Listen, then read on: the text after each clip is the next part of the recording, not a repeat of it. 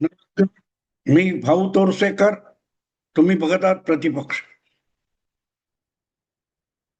मित्रांनो, गेले 2-3 दिवस तुम्हाला जुने व्हिडिओ बघायला लागले असतील. याचं कारण, मी बडबडू शकत असलो तरी टेक्नॉलॉजीमध्ये मी खूप अडाणी आहे आणि त्यामुळे हे रेकॉर्डिंग सुरू करणं आणि रेकॉर्डिंग बंद करणं या पलीकडे माझी झेप जात नाही.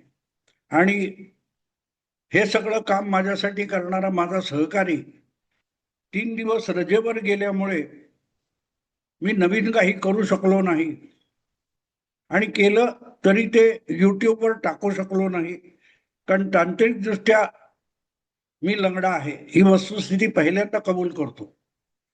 आज मी जेव्हा बोलतोय तेव्हा तारीख आहे 8 मार्च आणि शरद पवारांचं ते एक्स काय काय म्हणतात, ट्विटर म्हणतात, त्याच्यावर एक पोस्ट आली आहे आणि त्याच्यावर खूप बातम्या आल्या. त्या सगळ्या बघितल्या मी आणि ते बघितल्यानंतर माझ्या लक्षात आलं की वरकरणी त्यातून एक चूक कबूल करतायत पवार, आपली उदात्तता दाखवतायत असं वाटतं आणि सामान्य माणसाला तसं वाटणार. पण म्हणून पवार हे उदात्त मनाने आपली चूक कबूल करतायत का? तेवढं सौजन्य दाखवतायत का? आणि जसजसा मी त्या ट्विटकडे परत परत बघत गेलो तेव्हा मला 2 मराठी म्हणी आठवल्या, ज्या हिंदीमध्ये पण आहेत. जले पर नमक छेडना आणि बंदी मुठ्ठी लाखगी. आपल्या मराठीत पण आहेत त्या. जखमेवर मीठ चोळणं आणि झाकलेली मूठ 1.25 लाखाची. हे आपल्याकडे पण आहेत. पण या 2 म्हणी एकत्र कराव्यात असं मला वाटलं आणि म्हणून हा विषय मी करायचं ठरवलं. झाकलेली मूठ 1.25 लाखाची म्हणजे त्यातून काय निघेल माहित नाहीये. चांगलं निघेल, वाईट निघेल माहित नाही, चकित करणारा निघेल, या अर्थाने ही म्हण किंवा हा वाक्प्रचार, उक्ती वापरली जाते. झाकली मूठ. जोपर्यंत ती झाकलेली आहे तोपर्यंतच रहस्य आहे. पण उघडलं ते काय विचित्र होईल त्याची कुठलीही हमी देता येत नाही. त्याला झाकली मूठ म्हणतात. आणि जखमेवर मीठ चोळणं म्हणजे काय असतं मित्रांनो? आधीच जखम झालेली आहे शरीराला, रक्त आलेलं आहे किंवा रक्त सुकतंय आणि त्या जखमेच्या यातना, वेदना आहेत. अशा वेळेला त्यावर क्षार पडणं म्हणजे मीठ पडणं, म्हणजे आणखी यातना वाढतात, म्हणून त्याला जखमेवर मीठ चोळणं म्हणतात. आता या 2 टोकाच्या म्हणी आहेत आणि त्या एकत्र कुठे बसतात आणि त्याचा शरद पवारांशी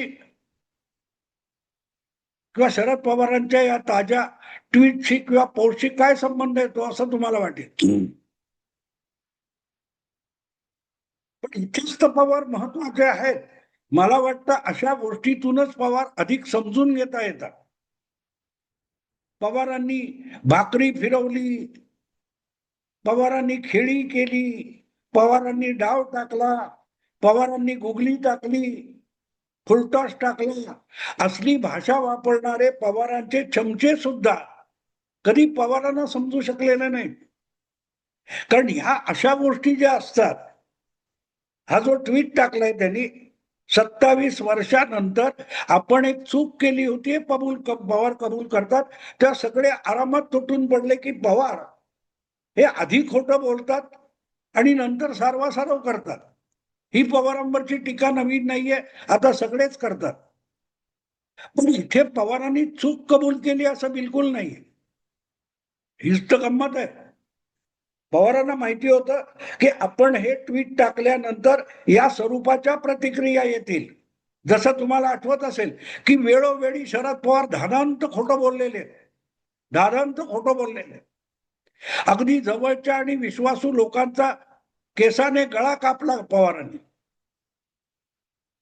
आधी खोटं बोलायचं आणि नंतर सारवासारव करायची, ही पवारांची ओळख झालेली आहे. पण आजचा ट्विट वेगळा एवढ्यासाठी आहे की तो बघितल्यानंतर तुमच्या डोक्यात जे पवारांची एक प्रतिमा आहे हा माणूस किती धादांत खोटं बोलतो हे तुम्ही करणार हे पवारांना नाही माहितीये. आणि मग तुम्ही विचारणार मग तेव्हा तसं का बोललात, आता असं का बोललात, त्याचे परिणाम व्हायचे ते होऊन गेले, दुष्परिणाम होऊन गेले वगैरे वगैरे तुम्ही बोलणार. हे पवारांनी गृहीत धरलेलं आहे, गृहीत धरलेलं आहे की आपल्यावर हे दोषारोप होणार.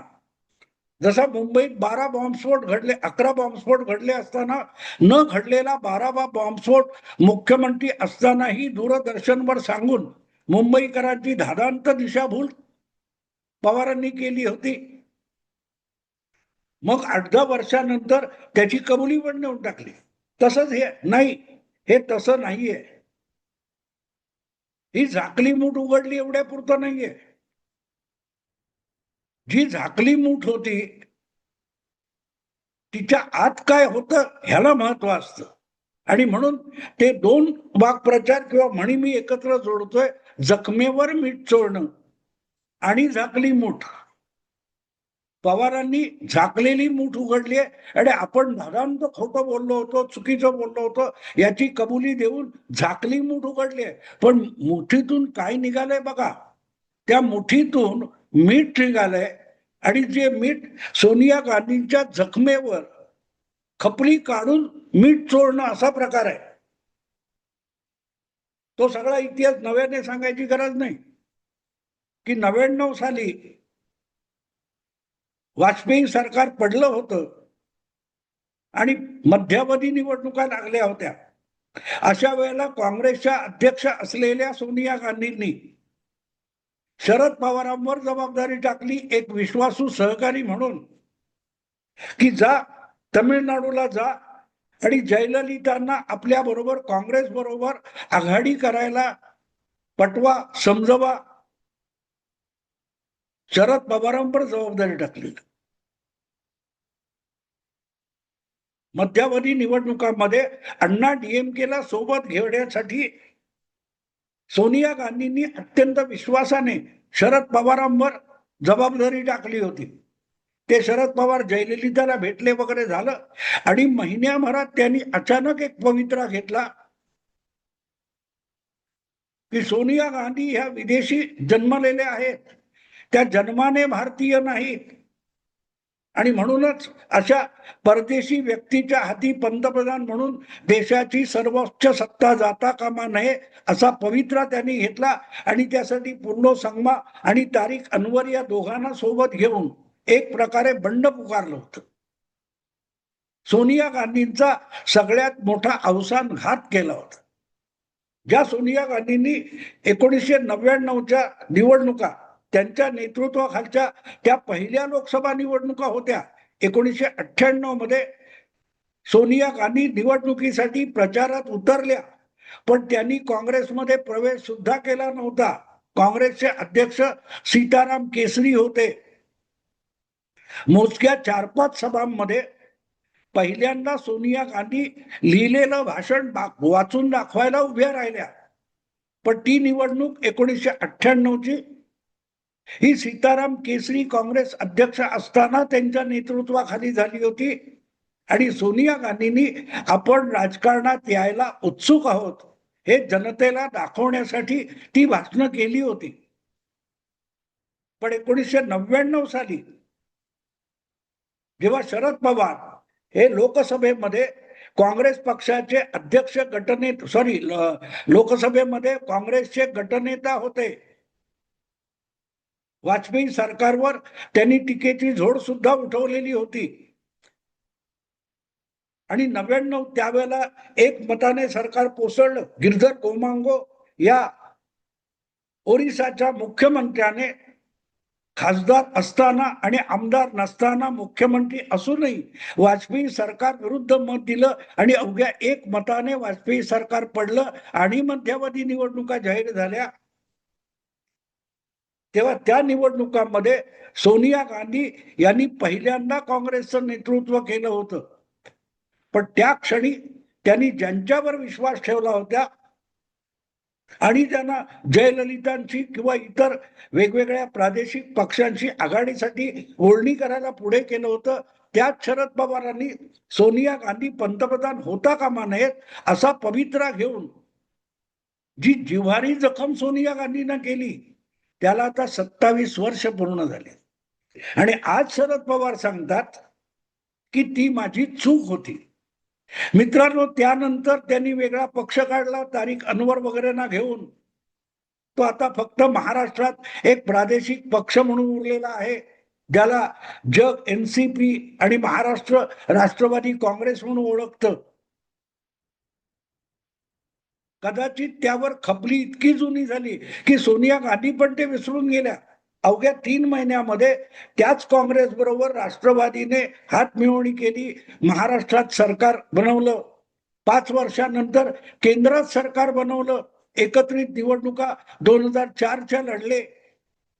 केंद्रात सरकार आल्यानंतर सोनिया गांधी यांच्या इशाऱ्यावर नाचणाऱ्या कठपुतळी मनमोहन सिंग यांच्या सरकारमध्ये शरद पवार कृषी मंत्री झाले. ते 10 वर्ष गेल्यानंतर 10 वर्ष मोदींची गेली, तब्बल 27 वर्ष उलटून गेली. आणि आज शरद पवार राज्यसभेमध्ये त्यांच्या पक्षाचे अवघे 10 आमदार असताना निवडून आले. तर ते निवडून कोणामुळे आले? देवेंद्राच्या मनामध्ये आलं म्हणून शरद पवार राज्यसभेत निवडून गेले. आणि आपल्यापेक्षा अधिक आमदार असलेल्या उबाठा शिवसेना आणि काँग्रेस यांना टिवल्या बावल्या करत शरद पवार राज्यसभेवर पोहोचले. त्यानंतर ते सोनिया गांधींचे पाठिंब्यासाठी आभार मानतायत. तो पाठिंबा द्यायला हर्षवर्धन सकपाळ, राहुल गांधी किंवा सोनिया गांधी धावत धावत पुष्पगुच्छ घेऊन पवारांकडे आलेले नव्हते. तो सरळ सरळ ब्लॅकमेल होता. देवेंद्र फडणवीसांनी केलेला ब्लॅकमेल होता की पवार सोडून दुसरा कोणी उमेदवार उभा केला तर आम्ही निवडणूक घेण्याची परिस्थिती आणू, म्हणजेच 7वा उमेदवार पाडू.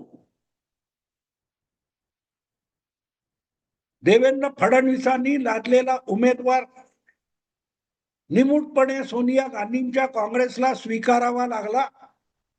म्हणून शरद पवार हे राज्यसभा सदस्य झाले आणि आज ते पाठिंब्यासाठी सोनिया गांधींचे आभार मानतायत. जणू काय सोनिया गांधींच्या पाठिंब्यामुळेच मी राज्यसभेवर निवडून आलो असा एक आभास निर्माण करण्यासाठी हे ट्विट केलं. इतका धादांत ढोंगीपणा पवार करू शकतात हे जगालाही माहिती आहे. पण यातून प्रत्यक्षात आभार नावाचं जे काय आहे ना, ते टाटा ब्रँडचं मीठ असतं. तसं आभार ब्रँडचं हे मीठ आहे जे सोनिया गांधींच्या जखमेवर चोळलं.